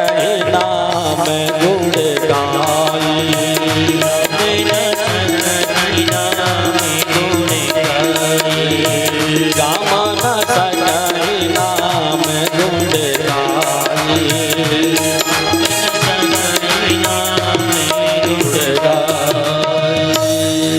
कहते हैं भगवान कि कहाँ कहाँ लगी नाम बड़ाई, राम न सकहीं नाम गुण गाई।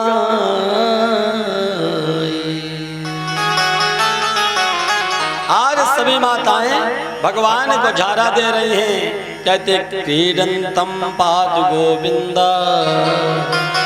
शयनम पातु माधव।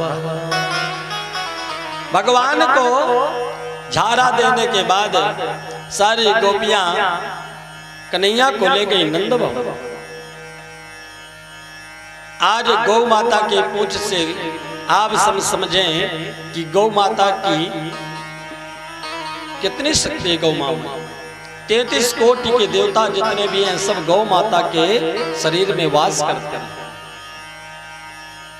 पर आज का समय ऐसा है कि कोई जब से यंत्र चल चुके हैं ना, इतना ट्रैक्टर चल गए, काटने वाली मशीन चल गई महाराज, तब से गौ माता की महिमा कम हो गई। आदमी भैंस रख लेता है, गौ नहीं पालन करता। जर्सी गाय रख लेते हैं, पर देसी गाय किसी के घर में अगर दवा के लिए खोजा जाए कि भैया थोड़ा सा गोमूत्र मिल जाए तो किसी के घर में देसी गाय नहीं मिलेगी। जो जर्सी गाय है इसका कोई ठिकाना नहीं। महाराज किसके बीज से उत्पन्न हुई है, ये वर्ण संकर है। दूध तो देती जरूर है पर इसका दूध पौष्टिक आहार वाला नहीं है। पर देसी गाय का अगर दूध थोड़ा सा भी अगर बच्चे को पिलाया जाए तो उसमें ममता हो, क्योंकि गौ को गौ माता कहा गया है। जिस माँ के स्तनों से दूध न निकलता हो अपने बालक को केवल देसी गाय का दूध पिलाए तो माँ के समान ही उसका दूध है। पर आजकल भैंस का दूध पिलाते हैं तो महाराज भैंस जैसी बुद्धि हो जाती है। बोलो राधे राधे। जैसे कहते हैं ना, रोड में चले जाओ, जितने हारन बजाना हो बजा लो, भैंस रोड से हटती नहीं, इसलिए वो भी वैसे ही उन्मत्त हो जाते हैं। महाराज तुम जितना भी प्रयास कर लो ध्यान देने वाले नहीं। पर गौ माता जब होती है, गौ माता के ही द्वारा भगवान की प्राप्ति होती है।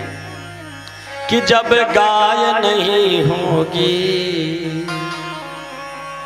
कि जब गाय नहीं होगी, गोपाल कहाँ होंगे।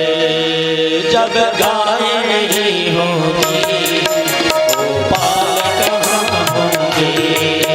जब गाय नहीं होगी, गोपाल कहाँ होंगे।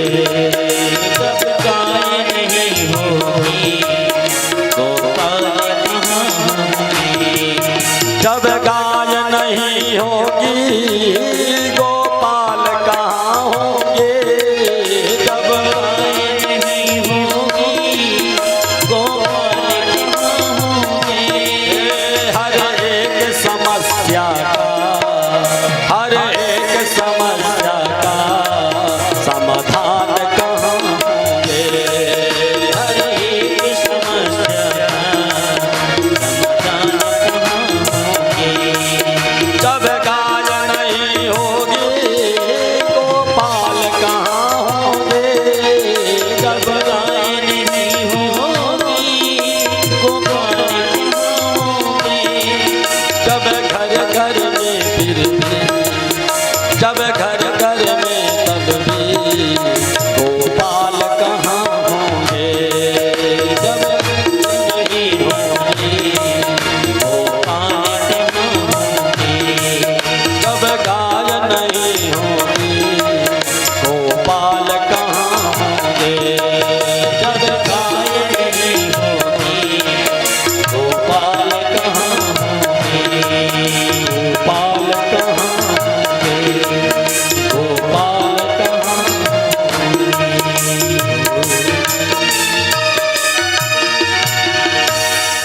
जब गौ माता की सेवा नहीं होगी, जब गौ माता का पालन नहीं होगा, हम लोग एक गाय नहीं रख पाते।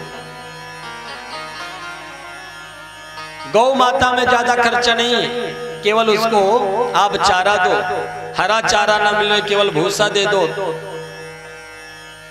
महाराज जितना दूध आप खरीदते हैं, अगर गौ माता 1 लीटर भी दूध देती है तो दोनों मेटिंग में 2 लीटर दूध होता है। गौ माता 100 रुपए का दूध आपको पर डे दे रही है आज के समय। अगर भगवान के लिए थोड़ा गाय का घी ढूंढना पड़ जाए पंचगव्य बनाने के लिए, तो किसी के घर में देसी गाय का घी नहीं मिलेगा। फिर हम लोग कहते हैं कि हमारा यज्ञ का फल हमें नहीं मिला।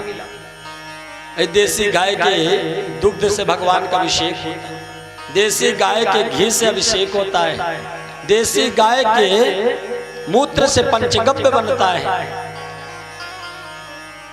और गणेश जी भी महाराज, गौरी जी भी बनाई जाती तो गोबर की, वो भी देसी गाय की, जर्सी की नहीं। तो आज भगवान को झारा दे रही हैं और भगवान स्वयं मुस्कुरा रहे हैं कि मेरे नाम से मुझे झारा दे रहे हैं। महाराज उसी समय नंद बाबा आए। नंद बाबा ने देखा कि विराट विकराल स्वरूप पड़ा हुआ है महाराज पूतना का, लंबा चौड़ा।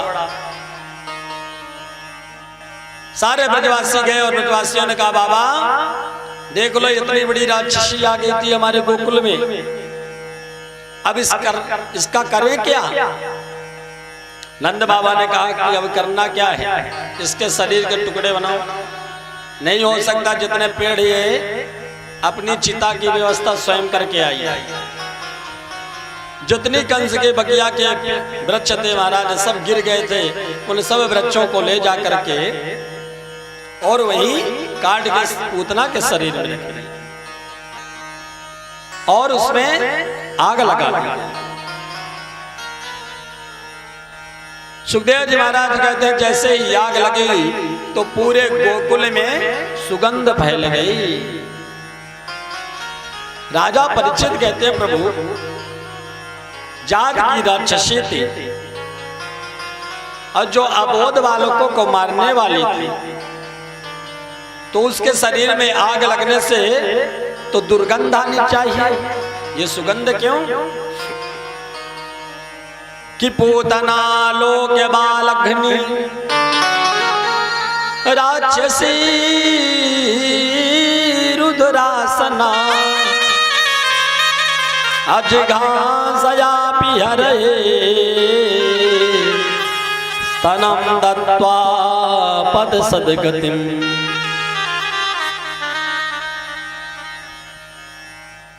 जिसका काम भी अच्छा नहीं, जिसका नाम अच्छा नहीं महाराज, जिसका स्वरूप अच्छा नहीं, उसके शरीर से तो दुर्गंध आनी चाहिए, पर यहाँ तो सुगंध आई। कहते हैं कि पूतान पवित्रान बालकान घिनन्ति इति पूतना। महाराज ये अज्ञान रूपी अविद्या है और अज्ञान रूपी अविद्या का भगवान का स्पर्श होते ही उस पूतना के सारे दुर्गुण नष्ट हो गए। सुखदेव जी महाराज कहते राजन, जिस जीव का भगवान का स्पर्श हो जाता है उस जीव का कल्याण हो जाता है। उसमें जितने भी अवगुण रहते हैं सारे अवगुण नष्ट हो जाते हैं। इसलिए पूतना के शरीर से जो सुगंध निकल रही है वो भगवान के स्पर्श मात्र के प्रभाव है। इसके बाद जो है सुखदेव जी महाराज ने कहा कि पूतना की मुक्ति प्रदान की। महाराज आज भगवान भोलेनाथ से रहा नहीं गया, काफी समय हो गया। भोलेनाथ ने मन में विचार बनाया कि मेरे प्रभु का जन्म हुआ है, मेरे प्रभु अवतार ले चुके हैं, पर अभी तक मैं अपने प्रभु के दर्शन नहीं कर पाया। आज भोलेनाथ शंकरानंद ज्योतिषी बन करके गोकुल में आए हैं और ज्योतिष बन करके आए नंद भवन में, जहां सब लोग जाते हैं। महाराज भोलेनाथ भी वेश बदल कर पहुंचे। बोलो राधे राधे। एक सेठ जी थे और सेठ जी जो तीन थे सेठ, बहुत बड़े कृपण थे। इतने बड़े कृपण थे, कृपण माने कंजूस। उन्होंने जीवन में कभी कोई दान नहीं किया, जीवन में कभी अच्छा पकवान नहीं खाया, जीवन में कभी उन्होंने कोई सुंदर वस्तु धारण नहीं की। महाराज गांव के लोगों ने सबने कहना प्रारंभ किया, भाई ये बहुत कंजूस है, बहुत कंजूस है। तो तीनों कृपण ने सोचा भाई हमें सब लोग कंजूस कहते हैं, कुछ ऐसा काम करें जिससे कि लोग हमें कंजूस कहना बंद कर दें। बोलो राधे राधे। तो आज तीनों कंजूस बाजार गए और बाजार से 250-250 ग्राम घी खरीदा और पूरे गांव में दिखाते हुए आ रहे हैं कि देखो भाई हम कंजूस नहीं रहे, हम भी घी खाते हैं। पर तीनों कंजूसों ने आपस में विचार किया कि भाई ये जो घी है कम से कम 5-5 साल तो चलाना ही है। कितना? 5-5। अब महाराज जब 2 साल बाद तीनों कंजूस फिर मिले तो एक दूसरे से पूछने लगे, भाई घी तो खाते हो ना? बोले हाँ। बोले तुम्हारा घी कितना बचा है? तो पहले कंजूस ने कहा कि कि भैया मेरा घी कम से कम अभी 200 ग्राम। दूसरे ने कहा भाई अगर तुम इस प्रकार से घी खाओगे तो तुम्हारा यह घी तो 15 साल भी नहीं चलेगा। बोले कैसे खाते हो जरा बताओ। तो पहले नंबर का कंजूस ने कहा कि भाई पहले हम तो सारी रोटियां बना लेते हैं और रोटी बनाने के बाद एक ऊपर की रोटी चुपर देते हैं, एक नीचे की रोटी, और बाकी सब रोटियां बड़े भाव से पा जाते हैं। दूसरे कंजूस ने कहा भाई अगर तुम इस तरह खाओगे तो काम नहीं चलेगा। बोले तुम्हारा घी कितना बचा है। दूसरे ने कंजूस ने कहा भैया मेरा घी तो कम से कम अभी 25 ग्राम खत्म हुआ। बोले 25 ग्राम। बोले हाँ। तीसरे कंजूस ने कहा अगर तुम इसी तरह खाओगे भैया तो तुम्हारा घी तो ये 20 साल भी नहीं चलेगा। बोले कैसे खाते हो। तो दूसरे कंजूस ने कहा भैया मैं पूरी रोटियों को बना लेता हूँ और जब पूरी रोटी बनकर तैयार हो जाती है सारी रोटियों की गड्डी बना लेता हूँ और एक डिब्बे में घी बंद करके रखा और एक सीख सलाई लेता हूँ और उस सलाई को लेकर के घी में डुबो देता हूँ और उस सलाई में घी लग जाता है और सब रोटियों के बीच में उस घी सलाई डाल देता हूँ। सारी रोटियों में घी लग जाता है और मैं पूरी रोटियों को खा जाता हूँ। तीसरे कंजूस ने कहा कि भाई अगर इस तरह घी खाओगे तो कम से कम 25 साल भी नहीं चलेगा। दोनों कंजूसों ने कहा भाई तुम कैसे खाते हो जरा बताओ। तीसरे ने कहा भाई हम पहले सारी रोटियों को बना लेते हैं, रोटी बनाने के बाद एक शीशी में हम घी बंद करके रखें। जब रोटी बनकर तैयार हो जाती है सिद्ध हो जाती है तो रोटियों को सामने रख लेते हैं और जिस शीशी में घी बंद करके रखे हैं उसका ढक्कन खोलते हैं और एक बार जोर से घी की सुगंध ले लेते हैं और घी की सुगंध से ही पूरी रोटियों को खा जाते हैं। बोलो राधे राधे। तो कभी कभी ऐसा लगता है कि आप लोग भी राधे राधे कहने में कंजूसी करते हैं। बोलो राधे राधे। तो आज यहाँ पर भगवान भोलेनाथ ज्योतिषाचार्य बन के आए और नंद भवन में गए और अलख जगाया। जैसे ही जोर से अलख जगाया मैया यशोदा आई। मैया यशोदा ने ऊपर से देखा और मैया यशोदा कहती बाबा कौन हो आप। भगवान भोलेनाथ कहते हैं मैया मैं आपके लाल के दर्शन के लिए बहुत दूर से आया हूं कैलाश पर्वत से। मैया यशोदा ने कहा बाबा को धन दौलत चाहिए तो मैं दे दूंगी, हीरे जवाहरात चाहिए दे दूंगी, पर अपने लाला को दर्शन ना कराऊंगा। भगवान भोलेनाथ के कहते हैं मैया मेरा तो यही आशीर्वाद है कि जुग जुग जिये रे यशोदा रानी तेरो लल्ला। मैया यशोदा ने कहा कि बाबा और कुछ चाहिए तो मैं सब कुछ दे दूं, पर मैं अपने लाला को दर्शन ना करा सकूं। भगवान भोलेनाथ कहते हैं मैया मोह तो केवल दर्शन करना है, मुझे कुछ भी नहीं चाहिए। मैया यशोदा आई और मैया यशोदा कहती देख बाबा मेरो नन्हा सो लाला है, बड़ी पूजन तब जप कराने के बाद मेरो लाला भाई मैं अपने लाला को दर्शन ना करा सकता। तेरे कान में बड़े बड़े बिच्छू लटक रहे हैं, पहाड़ी बिच्छू, और तेरे गले में जो सरपन की माला है, और बाबा तेरा ऐसा स्वरूप देख करके मेरे लाला तो डर जाएगा। भगवान भोलेनाथ कहते मैया तेरो लाला ना डरेगा, क्योंकि मेरे तो गले में एक ही सर्प की माला है, पर तेरो लाला तो नागन के सैया में सरबन की सैया में शयन करे। मैया यशोदा कहती बाबा तू बावलो हो गए, मैं लाला को दर्शन ना कराऊंगी। भगवान भोलेनाथ कहते मैया अगर तू दर्शन नहीं कराएगी तो मैं तेरे द्वार में यहीं बैठ जाऊंगा, क्योंकि जब जोगी हट कर लेता है तो अपनी बात मनवा लेता है। मैया यशोदा ने कहा कि बाबा अभी तक तो तू जोगी हट देखो, तेने त्रिया हट ना देखी।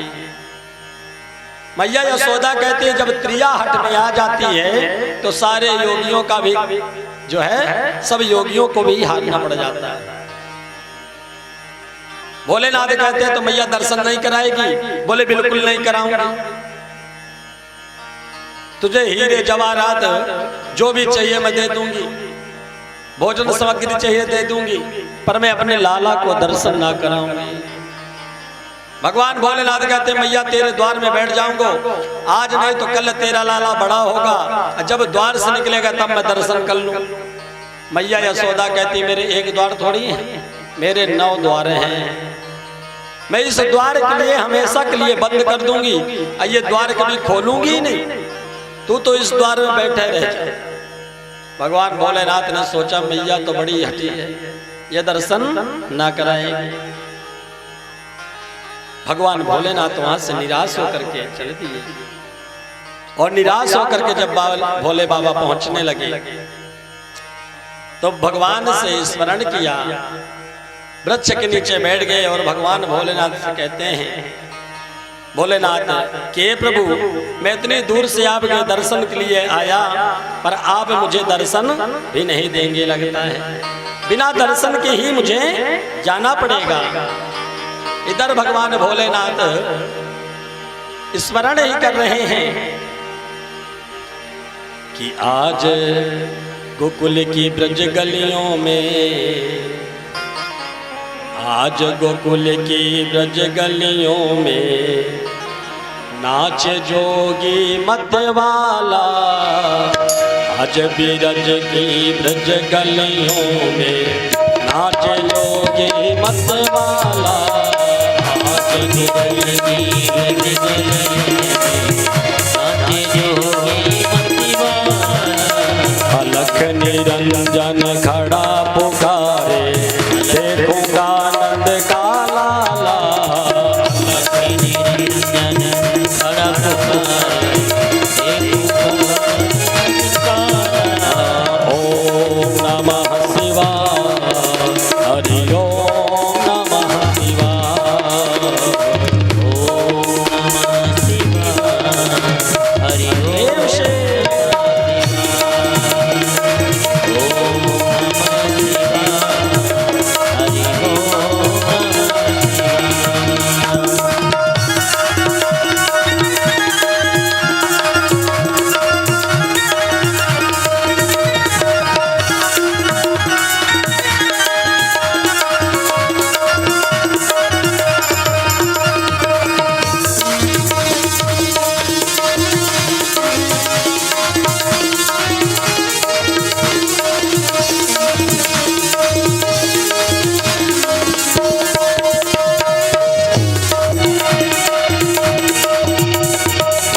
अंग विभूति रमाए जोगी, बाघंबर तन में डाले, बाघंबर तन में डाले, बाघंबर तन में डाले।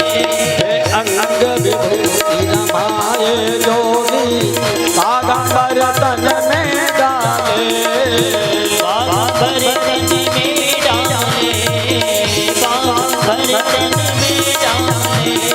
जटा जूट में गंग विराजे, भक्त जनन के मन मोहे, भक्त जनन के मन मोहे, भक्त जनन के मन मोहे।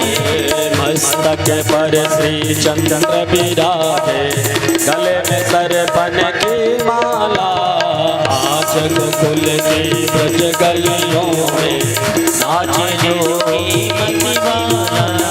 ओम नमः शिवाय, हरि ओम नमः शिवाय, ओम नमः शिवाय, हरि ओम शिवाय।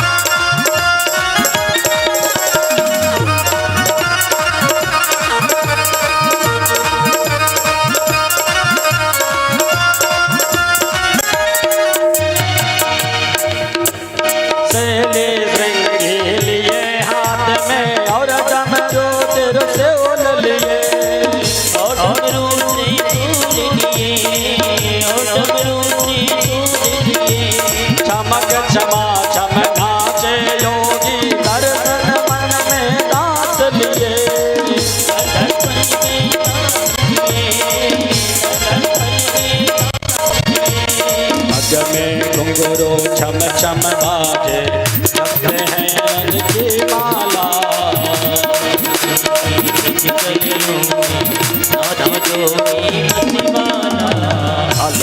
कंचन खड़ा पुकारे